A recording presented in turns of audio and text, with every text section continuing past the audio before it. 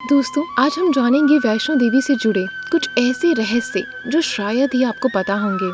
शुरू करने से पहले आप हमारे चैनल को सब्सक्राइब जरूर करें, नोटिफिकेशन बेल को जरूर प्रेस करें, ऑल पर क्लिक करें ताकि इस चैनल पर आने वाली सारी इम्पोर्टेंट वीडियोस का नोटिफिकेशन सबसे पहले आपको मिल सके। आज आपको मैं कुछ ऐसे ही 10 रहस्यों के बारे में बताने जा रही हूँ जो माँ वैष्णो देवी से जुड़े हुए हैं। जम्मू और कश्मीर के जम्मू में स्थित प्रसिद्ध हिंदू तीर्थ स्थल वैष्णो देवी का मंदिर है। नवरात्रि पर्व के दौरान भारी संख्या में यहाँ पे तीर्थ यात्री आते हैं। वैष्णो देवी मंदिर के ऊपर भैरव बाबा का एक प्रसिद्ध मंदिर है। सर्दियों के दौरान यहाँ बर्फबारी होती है। ग्रीष्म काल के दौरान यहाँ का जो तापमान है वो यहाँ आने वाले सारे भक्तों के लिए बिल्कुल परफेक्ट है।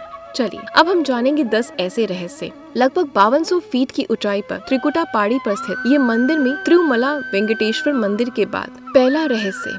हिंदू महाकाय के अनुसार माँ वैष्णो देवी ने भारत के दक्षिण में रत्नाकर सागर के घर रामेश्वर तट पर जन्म लिया था।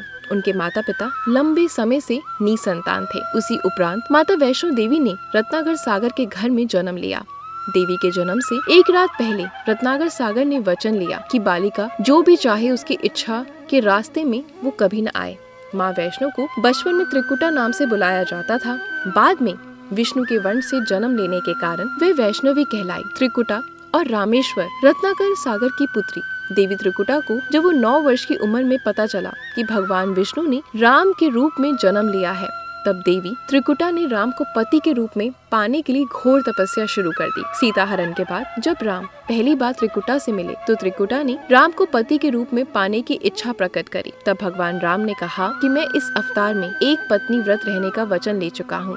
मेरा विवाह सीता से हो चुका है, इसलिए मैं आपसे विवाह नहीं कर सकता। देवी त्रिकुटा ने जब बहुत ज्यादा विनय किया तब भगवान राम ने कहा कि लंका से लौटते समय जब मैं आपके पास आऊंगा और अगर आपने मुझे पहचान लिया तो मैं आपसे विवाह कर लूंगा। श्री राम अपना वचन निभाने के लिए लंका से लौटकर त्रिकुटा के पास गए, लेकिन भगवान राम की लीला के कारण त्रिकुटा उन्हें पहचान न सकी। त्रिकुटा के दुख को दूर करने के लिए श्री राम ने कहा कि देवी आप त्रिकुटा पर्वत पर स्थित गुफा में जाकर मेरी प्रतीक्षा कीजिए। कलयुग में जब मेरा अवतार होगा तब मैं आपसे विवाह जरूर करूंगा। तब तक महावीर हनुमान आपकी सेवा करेंगे। इसी प्रकार भगवान राम के आदेश के अनुसार आज भी वैष्णो माता प्रतीक्षा कर रही हैं और अपने दरबार में आने वाले भक्तों के सारे दुखों को दूर करती हैं और उनकी झोली खुशियों से भर देती हैं। वैष्णो देवी मंदिर का निर्माण कैसे हुआ, अब इसके पीछे का रहस्य जानेंगे। ऐसा कहा जाता है कि वैष्णो देवी माता मंदिर का निर्माण लगभग 700 साल पहले ब्राह्मण पुजारी पंडित श्रीधर द्वारा किया गया। ये बहुत ज्यादा गरीब थे। उनके मन में वैष्णो देवी के लिए बहुत ज्यादा भक्ति थी। ऐसा कहा जाता है कि उन्हें सपने में एक दिन माता दिखाई दी और उन्होंने कहा कि उनके लिए भंडारा कराया जाए। वैष्णो माता को समर्पित इस भंडारे के लिए पंडित श्रीधर ने सभी को भंडारे के लिए न्योता दे दिया। भंडारे को पूरा करने के लिए सामान जुटाने के लिए काफी लोगों ने उसकी मदद भी करी, लेकिन वो मदद काफी नहीं थी। भंडारे के दिन नजदीक आ रहे थे। पंडित श्रीधर ये सोच रहे थे कि इतने कम सम्मान में भंडारा कैसे होगा। इसी चिंता में ब्राह्मण रात भर सो नहीं पाए। ऐसे में उन्हें बस देवी माँ के चमत्कार की उम्मीद थी। भंडारे के दिन बुलाए गए सभी लोग ब्राह्मण की छोटी सी कुटिया में बैठ गए।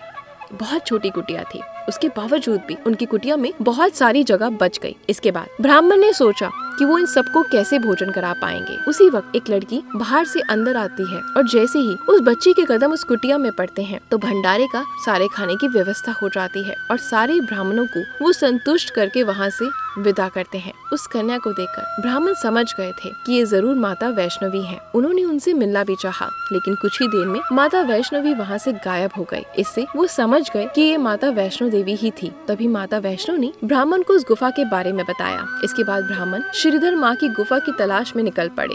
उन्हें एक गुफा मिल भी गई। तब उन्होंने तय कर लिया कि वे अपना सारा जीवन माँ की सेवा में लगाएंगे। इसी तरह ब्राह्मण श्रीधर द्वारा माँ वैष्णो देवी के मंदिर का निर्माण हुआ। वैष्णो देवी मंदिर की 2 गुफाएं, क्या है इसके पीछे का रहस्य? वैष्णो देवी के मंदिर में एक नहीं बल्कि 2 गुफाएं स्थित हैं, जिसमें एक गुफा को हम सभी गर्भजून के नाम से जानते हैं, जो त्रिकुटी पर्वत पर स्थित है। उसकी ऊंचाई लगभग 1200 फीट है और ये गुफा अर्धकुंवारी के पास है, जहाँ माँ वैष्णो देवी ने 9 महीने कठोर तपस्या की थी। इस मंदिर की एक और दूसरी गुफा है जो कि भवन के पास स्थित है।